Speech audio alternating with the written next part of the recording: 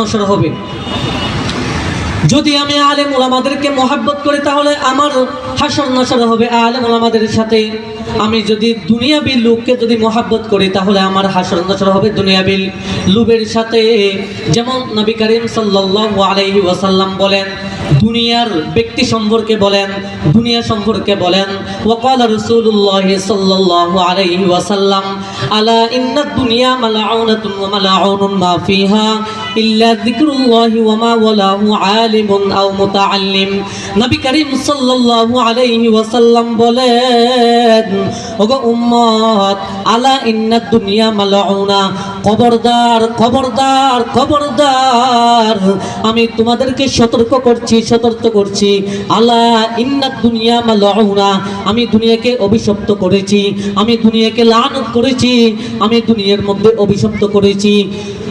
আলা ইন্নাদ দুনিয়া মালউনাতুন ওয়া মালউনুন মা ফিহা, এবং দুনিয়ার মধ্যে যা কিছু আছে, দুনিয়ার ধন সম্পদ গাড়ি বাড়ি সব কিছুকে আমি অভিশপ্ত করেছি, দুনিয়াকে আমি অভিশপ্ত করেছি, এবং দুনিয়ার মধ্যে যত ধন সম্পদ গাড়ি বাড়ি আছে আমি সব কিছুর উপর অভিশপ্ত করেছি, ইল্লা যিকরুল্লাহি ওয়া মা ওয়ালাহু আলিমুন আও মুতাআল্লিম, এবং যারা আলেম এবং যারা মুতাআল্লিম, যারা কোরআনের ইলম শিখে, কোরআনের হাদিসের ইলম শিখে, যারা কোরআন হাদিসের ইলম শিক্ষা দেয় এবং যারা কোরআন হাদিসের ইলমের সাথে সম্পৃক্ত আছে, তারা ব্যতীত আমি সবাইকে লানত করছি।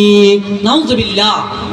তাহলে এবার আমরা বুঝবো আমরা কি দুনিয়ার দিকে দৌড়তেছি নাকি ইলমের দিকে দৌড়তেছি। আলেম ওলামাদের সাথে আমাদের সম্পর্ক নাই, আমাদের সম্পর্ক হলো দুনিয়াদের সাথে। সেই জন্য আমরা, যেহেতু সময় সংক্ষিপ্ত, আমি লম্বা আলোচনা করব না। এই যে কথাগুলো বলছি, মূল কথা হলো আমার আলেম ওলামাদেরকে আমরা মহাব্বত করব এবং মাদ্রাসাকে মহাব্বত করব, তালেব ইলমদেরকে মহাব্বত করব, এতিম মিসকিনদেরকে মহাব্বত করব, এবং মাদ্রাসার এবং আলেম ওলামা যারা আছে তাদের বিরোধিতা করব না। যখন আমরা ৫ ওয়াক্ত নামাজ করব, যাকাত ফরজ হলে যাকাত দিব, হজ ফরজ হলে হজ করব, তাহলে ইসলামের বিধিবিধান মতো যখন চলবো, আলেম ওলামাদেরকে যখন মহাব্বত করব, তাহলে আমরা কামিয়াব হব। যেহেতু আমরা আলেম ওলামাদেরকে মহাব্বত করব, মাদ্রাসাকে মহাব্বত করব, সেই জন্য আমরা আলেম ওলামাদের সাথে কিয়ামতের দিন হাসর নসর হবে।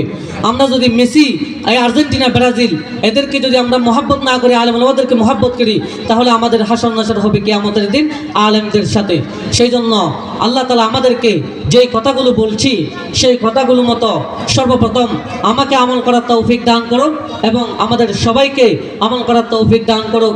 আমিন। ওয়া আখিরু দাওয়ানা আলহামদুলিল্লাহি রাব্বিল আলামিন। আসসালাম।